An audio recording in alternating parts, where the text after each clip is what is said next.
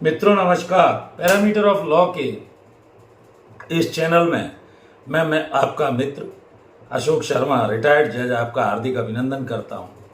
आज मैं कुछ छात्रों द्वारा various stages of civil trial civil procedure code के अंतर्गत कोर्ट में सिविल न्यायालय में कौन कौन सी ऐसी स्टेजेज हैं जिनसे किसी भी दावे को गुजरना होता है, जिसकी जानकारी वकीलों को, जजेस को, सभी को, पक्षकारों को होनी चाहिए। इस बारे में ये वीडियो में महत्वपूर्ण जानकारी देने जा रहा हूँ। वीडियो महत्वपूर्ण है, शुरू से अंत तक जुड़े रहिए। वीडियो में बताई गई जानकारी अच्छी लगे तो उसको लाइक कीजिए, शेयर कीजिए, मित्रों दोस्तों को बांटिए और पैरामीटर ऑफ लॉ चैनल से जुड़े रहिए। तो various stages of civil suit जानने के लिए आपको सीपीसी सिविल प्रोसीजर कोड 1908 को जानना जरूरी है। उसका पृष्ठभूमि, ऐतिहासिक पृष्ठभूमि क्या है वो भी थोड़ी सी बेसिक जानना चाहिए। तो सबसे पहले इसके लिए आपको एक लॉ होता क्या है, क्यों लॉ पढ़ना चाहिए, लॉ की क्या विशेषताएं हैं। लॉ जो है वो कॉमन सेंस पर एक आधारित है। वैसे तो जुरिस्प्रूडेंस में लॉ की कई विधि की परिभाषाएं दी गई हैं, लेकिन law is based on the common sense of A ordinary prudent man. Law is based on the common sense of every person. How many branches of law, इनकी शाखाओं का जहां तक प्रश्न है, दो तरह की जनरली लोगों को ऐसी जानकारी रहती है कि सिविल और क्रिमिनल लॉ होता है, जबकि सब्सटेंटिव और प्रोसीजरल लॉ होता है। मेनली राइट्स और liabilities are defined in substantive law में। अधिकार और कौन सी दायित्व हैं ये डिफाइंड सब्सटेंटिव लॉ में होते हैं। अधिकार के लिए where there is a right there is a remedy कहा गया है। जहां अधिकार है वहां उपचार है, ये आपको जानना चाहिए। कोई भी अधिकार जब आपको मिलता है तो उसका उपचार मिलना चाहिए, और अधिकार का आनंद होता है तो उपचार मिलना चाहिए। तो अधिकार और दायित्व को पूरा करने के लिए जहां दो पक्षकारों के मध्य कोई विवाद होता है, सिविल रेमेडीज के रूप में उनको प्राप्त करने के लिए सिविल कोर्ट या दीवानी न्यायालय जाना पड़ता है। उसके लिए वकील साहब की सहायता लेनी पड़ती है। वो दावा तैयार करते हैं, कानून के जानकार होते हैं। प्रायः सभी सिविल के जो लॉयर्स हैं काफ़ी मेहनती बुद्धिमान होते हैं, तो सिविल लॉ की उनको जानकारी रहती है। सब्सटेंटिव और प्रोसीजरल लॉ दो तरह के लॉ हैं। जैसे सिविल में कॉन्ट्रैक्ट लॉ है, ट्रांसफर ऑफ प्रॉपर्टी एक्ट है और सीपीसी वगैरह है। इनकी जानकारी अधिवक्ताओं को रहती है। दावा लगाना पड़ता है, चाहे वो एकोमोडेशन कंट्रोल एक्ट का हो, मकान खाली कराने का हो, चाहे वो किसी सिविल राइट का हो, प्रॉपर्टी के बंटवारे का हो, तो ये सब सिविल लॉ कहलाता है। इसके अलावा क्रिमिनल जो लॉज हैं उनकी भी जानकारी, जैसे अभी वर्तमान में आईपीसी सीआरपीसी एविडेंस है। इसके अलावा अभी 1 जुलाई 2024 से नए कानून आने वाले हैं, तो ये सब जानकारी जजेस को भी होना चाहिए, अधिवक्ताओं को भी रहनी चाहिए। अब सिविल प्रोसीजर लॉ, किसी भी लॉ को पढ़ने के पूर्व जैसा मैं बताया कि उसकी ऐतिहासिक पृष्ठभूमि, हिस्टोरिकल उसकी बैकग्राउंड क्या है मालूम होना चाहिए। तो इस वीडियो में हम सिविल प्रोसीजर कोड, जिसमें 1859, 1872, 1877, 1908 में सीपीसी में आवश्यकता के अनुसार समय समय पर बहुत सारे संशोधन किए गए। इसकी प्रीएम्बल में ही लिखा है consolidation and amend word use हुआ है, यानी उसे संग्रहित किया गया और एमेंड समय समय पे किया गया। 1 जनवरी 1909 को ये सीपीसी एनफोर्सेबल हुआ, जो आज तक वर्तमान में सारी परिस्थितियों में लागू है। कई संशोधन इसमें किए गए। 1976 में इसके जो संशोधन हुए वो महत्वपूर्ण है। 55 में भी किए गए, 1956 में भी कुछ संशोधन हुए गए। ऐसे ही जैसा क्रिमिनल केसेस में सामाजिक परिस्थितियों के अनुसार संशोधन किए जाते हैं। केसेस की पेंडेंसी ज़्यादा थी, उसके अलावा डीलिंग टैक्टिस अपनाई जाती थी। इसमें टाइम बाउंड प्रोग्राम लगाया गया, संशोधन के द्वारा लाया गया, जिससे समय सीमा निश्चित की गई। जैसे जवाब दावा 30 दिवस में, विशेष परिस्थितियों में 90 दिवस में लाने के लिए न्यायालय को अधिकार दिए गए। टाइम बाउंड ऑर्डर शीट लिख सकते हैं, उससे स्पीडी जस्टिस हो। ऑर्डर 8 में 30 डेज का टाइम WS के लिए दिया गया, लेकिन विशेष परिस्थिति में 90 दिन तक का समय देने की व्यवस्था है। सर्विस ऑफ सम्मन होने के बाद समय की बचत हो, स्पीडी डिस्पोजल हो, ये सब व्यवस्थाएं की गई। अब आजकल वो अधिकार या ग्राउंड नहीं रह गया है कि वकील साहब दूसरे न्यायालय में गए और वो इस कारण बहस नहीं कर पा रहे हैं। ये सफिशिएंट ग्राउंड नहीं है, उनको रिटन में आप आर्गुमेंट वगैरह पेश करने के लिए भी समय दे सकते हैं। पहले रिवीजन में लोग चले जाते थे किसी भी ऑर्डर से एग्रीड होते थे, हाई कोर्ट चले गए, सालों तक मामला लटका रहता था। तो उन्हीं आधारों पर रिवीजन अब सुना जाएगा जिसमें मामले का निराकरण नीचे की न्यायालय कर सके, ऐसे कोई आधार हो।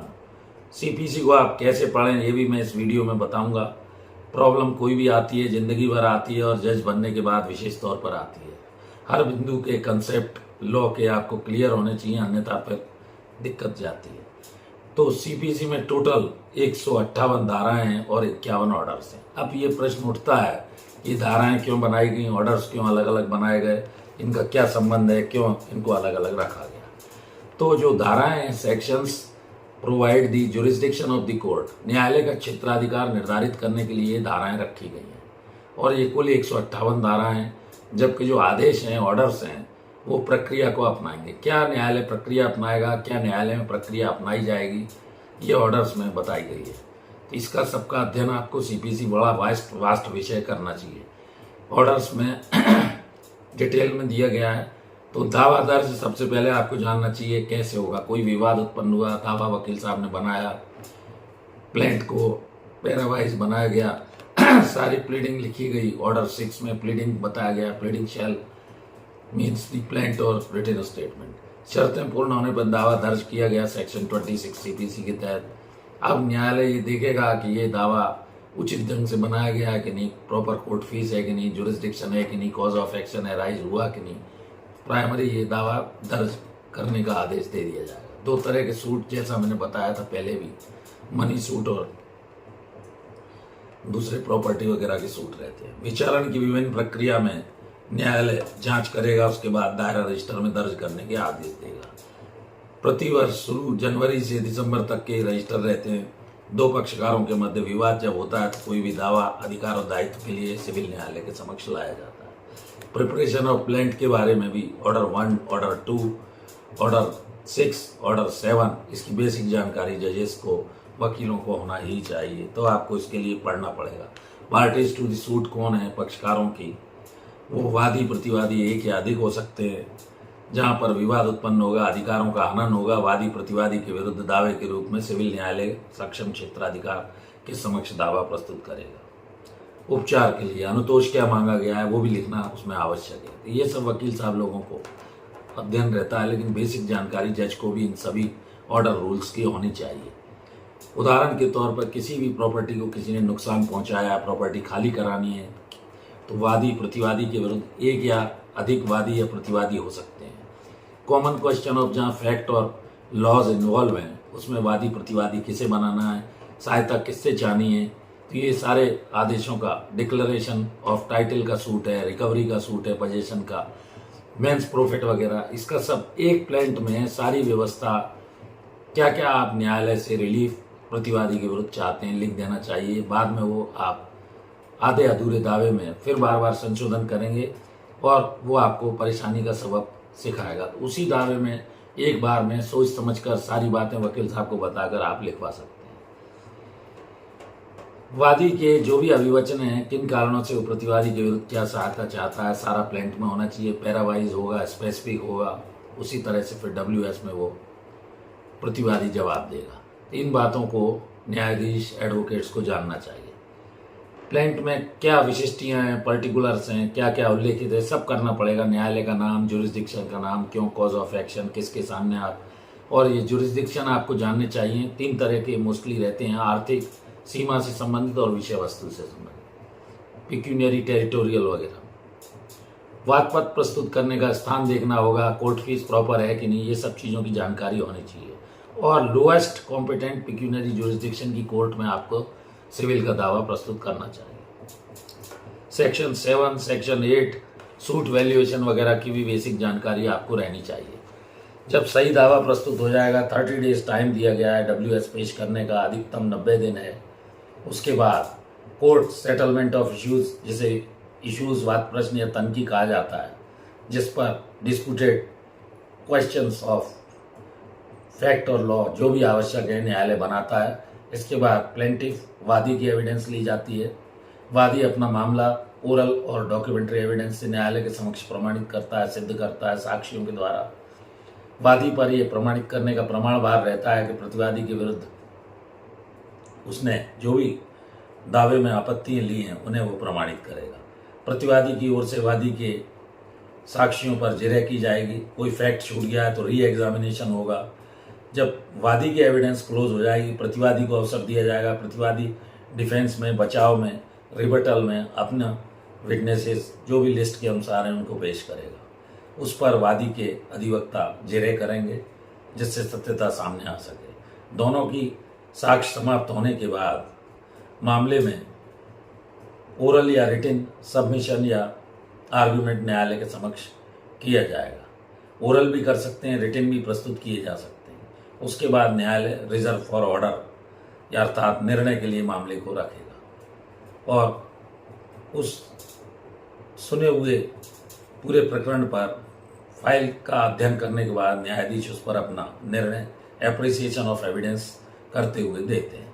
तो ये मैंने सिविल ट्रायल से संबंधित वेरियस स्टेज के बारे में संक्षिप्त में आपको बताया।